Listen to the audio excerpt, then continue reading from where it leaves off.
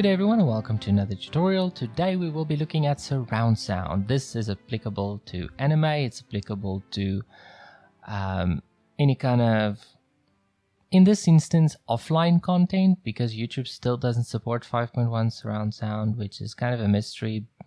So everyone knows what your typical surround sound setup looks like.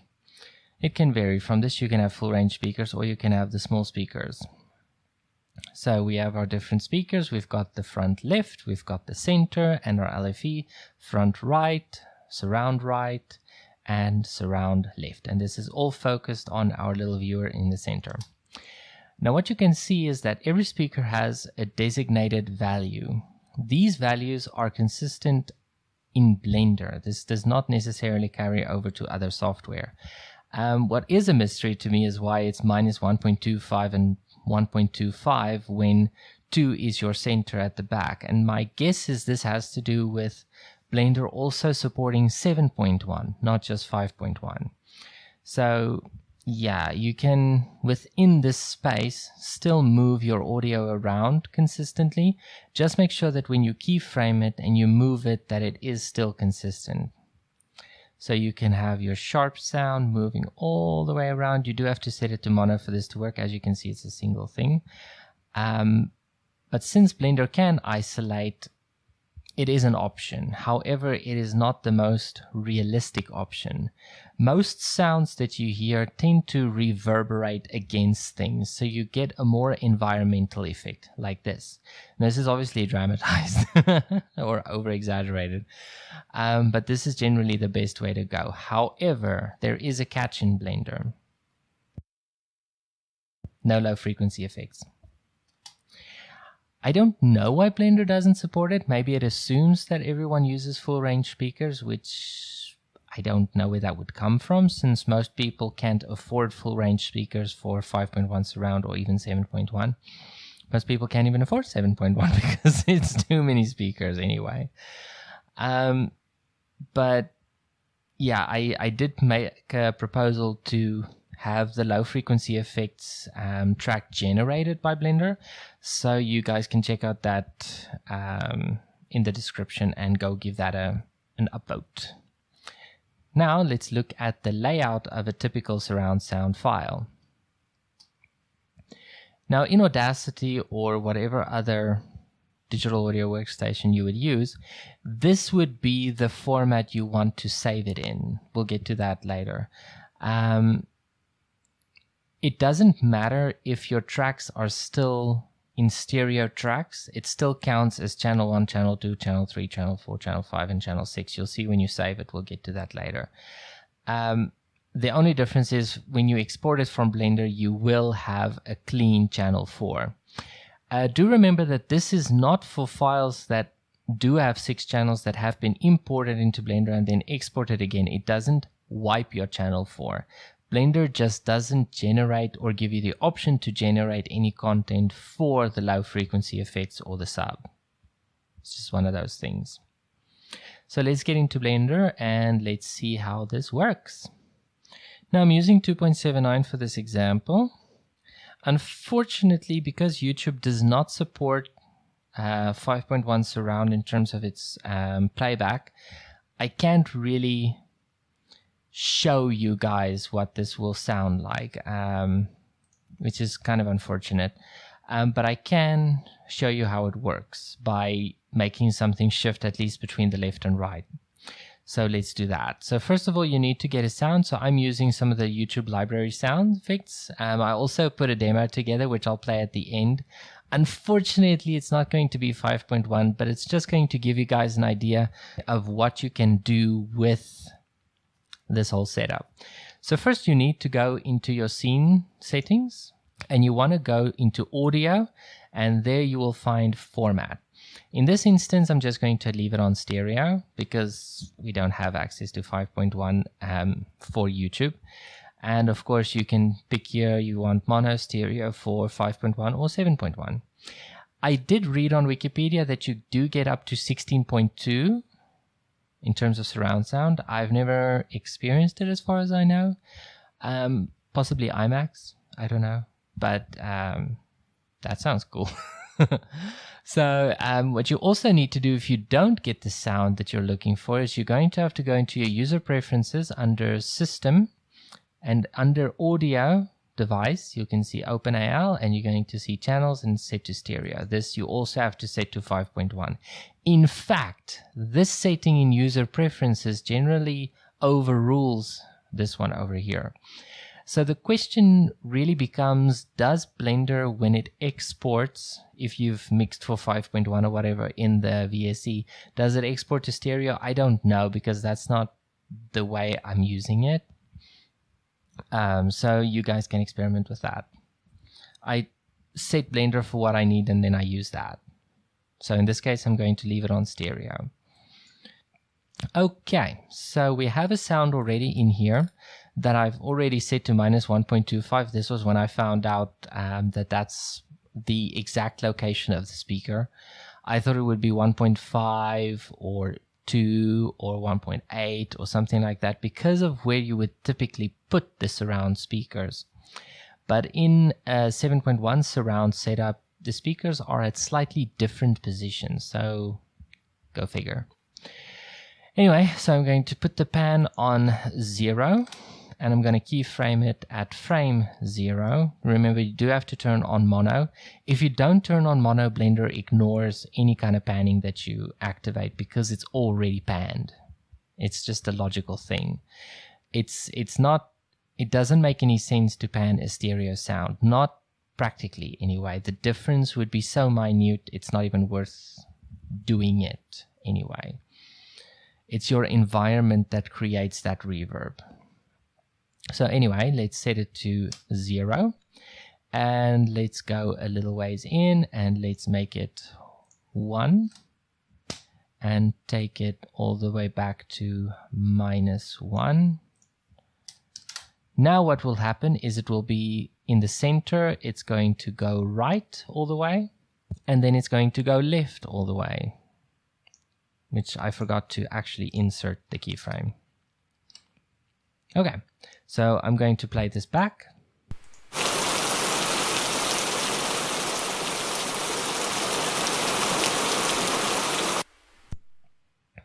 So you guys have a great idea of what it does. Now what you can do is, when you use 5.1, you can compensate for the gap between 2 and 1.25 by simply speeding it up so that it's consistent with the rounding. I have noticed that the offset is actually not a big deal. Okay, so that's it for the Blender part of this.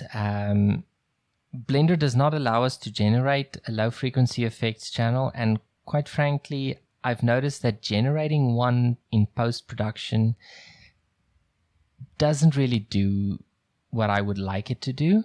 So I'm not going to suggest that you guys do that because I haven't played around with that a lot yet. But I am going to show you guys a conversion method that I use on Exodus at the moment. I do want to make Exodus a true 5.1 mix by adding some additional sounds and stuff to the surround speakers, but quite frankly, I'm very satisfied with the conversion, and so for that we're going to head into Audacity. Okay, so for this example we will be using the file known as Action Hero by the Jingle Punks. This is also from the YouTube library, the music side. Don't you just love royalty-free music? It's so cool. Okay, so what I use to convert these is a plugin set called VI. I'll put a link in the description to the plugins. Basically what it does is it generates harmonics based on apparently age-old techniques that helps you get a really good stereo into a 5.1 mix. Now, it's not the same as using speaker fill or whatever it is that your system says. It actually generates higher quality results than that.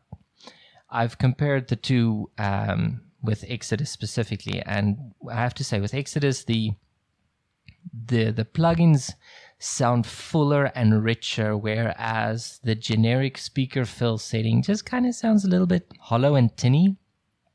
I'm really not a fan of it.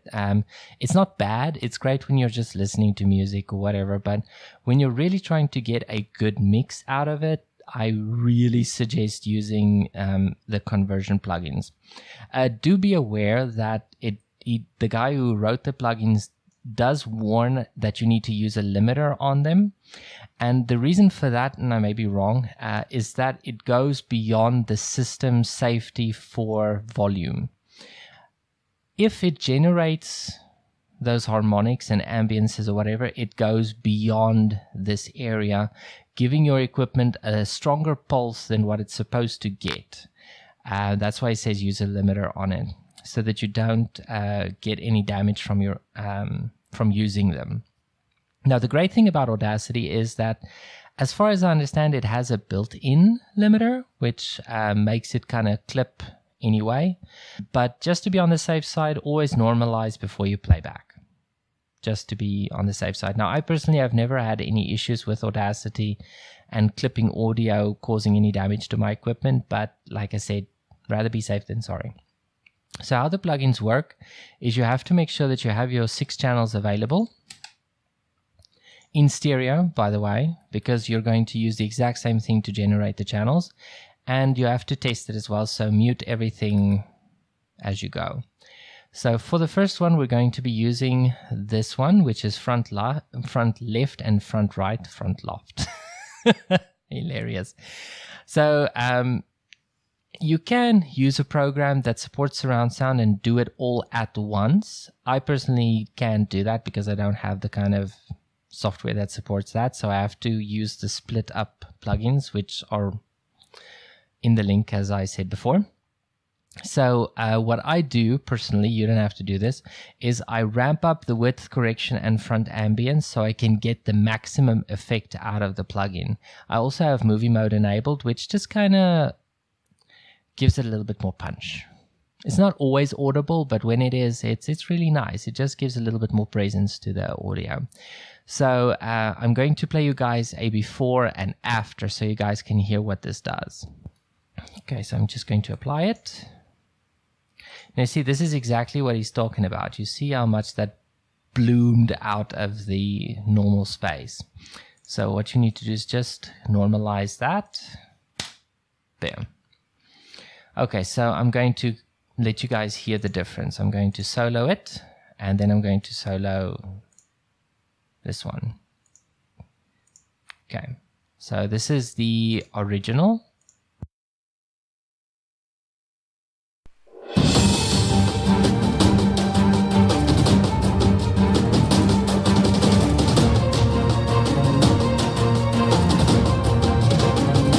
Sounds good. And this is what the new one sounds like for the left and the right speakers.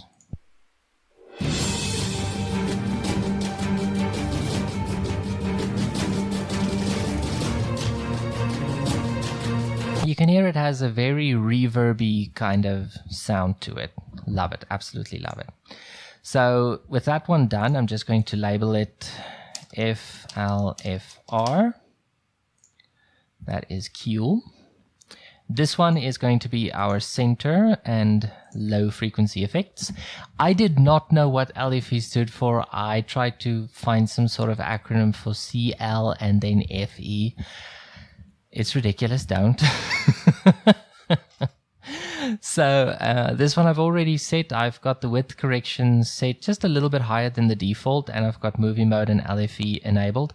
The reason that LFE is here is because every system doesn't use it. Like I mentioned before, you do get systems that have full range speakers. When your system knows it has full range speakers, it ignores the LFE channel. In this case, it gives you the option to ignore it. It's just to give you a creative choice. I personally don't have that kind of money, and I know most people don't, so I always opt to select for the people that might not have the kind of resources I have access to. So again, you just apply it, and I'm going to show you guys that this one would be your LFE and this one is your center. Again, follow the order that I showed you guys the map, and you'll see that it generates in the same way. So what you're going to need to do here is you're going to need to split it. This is very cool. What you do is you go here and you say split stereo to mono. Now the reason you say you split stereo to mono instead of split stereo track is because split stereo track will make one go left and the other go right. We want both centered. So if you say split stereo to mono, all it does is it just breaks the two into separate tracks. That's all it does. So see what this does. I'm going to just open it up a little bit so you guys can see. So you can see that they've stayed in the center. Now look at what happens if I split the stereo.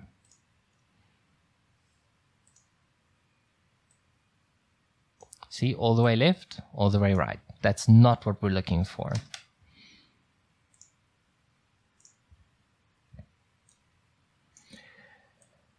Okay, now for some people the bass might be good enough on a default level. I personally feel that when you buy a DVD or something and you play it on the computer or your 5.1 surround sound, the bass, it's not strong enough.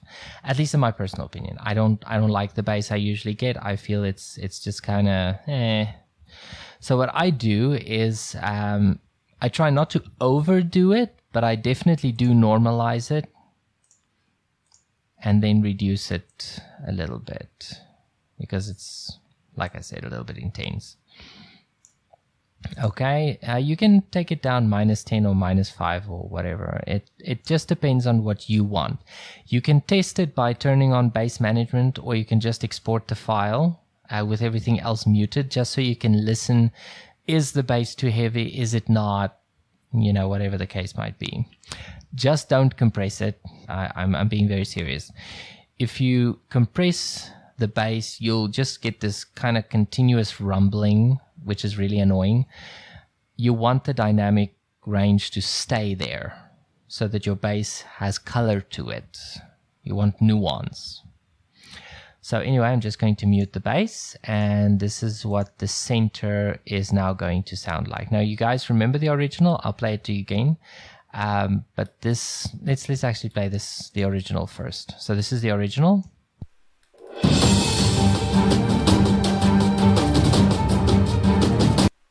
Okay, and this is the center. I'm just going to make sure it's normalized. I don't want any surprises. Okay.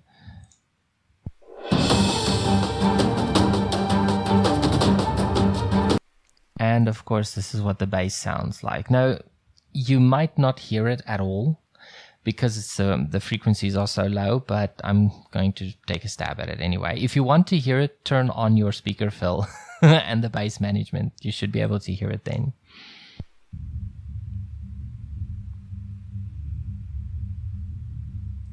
So yeah, that is very cool. And then, of course, we're going to have our final. Now for the final, I'm not going to, you know what, I should. I'm going to give you guys a comparison. So this is going to be our original, and this is going to be our surround channel. So go for the plugin for the surround, which is SLSR. And again, I've got mine set almost all the way to the max. Okay, now obviously you can see this does need a little work. This one I compress because I have noticed that the surround speakers are almost never utilized, for lack of a better term. The other day when I was setting up this for the first time to work on a mix for Exodus, I used a few DVDs to test it that specifically said it's 5.1. But they place the focus on the front speakers, which is not bad. It's really not bad. You don't want something that's just kind of screaming at you from every side. But honestly and truly, when you have something that's a little bit more epic, I would suggest making more use of surround speakers. They are there. So what I do to just kind of boost that is I compress this one so that the back speakers, the surround speakers, are louder.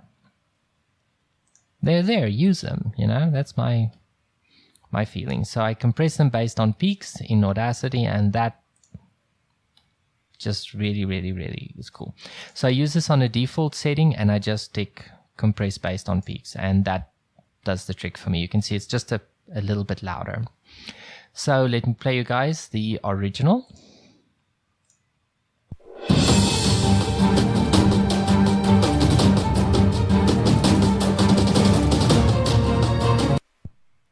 And I'm going to play you the mix.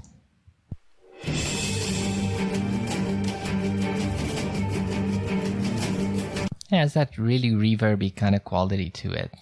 This one has a kind of vocal remover kind of sound to it, karaoke feature. So anyway, I am very satisfied with this. Now what you need to do is just remove the excess tracks that you're not going to be saving. You don't have to remove them if they're muted. Audacity tends to ignore them. But rather not take a chance. So just go export, and then you say export audio. Don't export to MP3, WAV, or OGG. Export to audio. Okay, so now we're in the tutorial folder. So I'm going to export it as Jinglepunk's Action Era AC3. Remember, AC3 is the one that supports it. I do know that YouTube recommends a higher bitrate of 512, so use 512 just to be on the safe side. Okay, you can save that, and then it's going to give you this. And this is the channel map that I showed you guys earlier on the wall. Like I said, left, right, center, low frequency effects, surround left, and surround right. A great way to remember this is it's always left first. Just like when you read from the left to the right, left to right, then you get your center and your bass, and of course your surround speakers. Really cool. As you can see, it does support seven channels, but in this case, we're not going to be using 7, we're just going to be using 6. So export that. Boom. Now, since we've already normalized everything and everything is cool, we can test it out. Okay, so here is the file. I'm going to just let it run.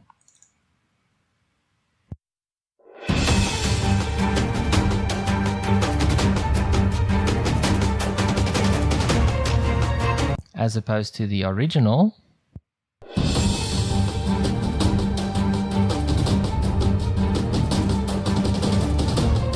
So I'm sure you guys can hear the difference. Obviously, it's not ideal, the situation in which this tutorial is recorded. But it's the only way to really share this with you guys, is to actually just tell you about it and tell you to go give it a shot, So as I promised, I'm going to play you guys that demo I just spoke about.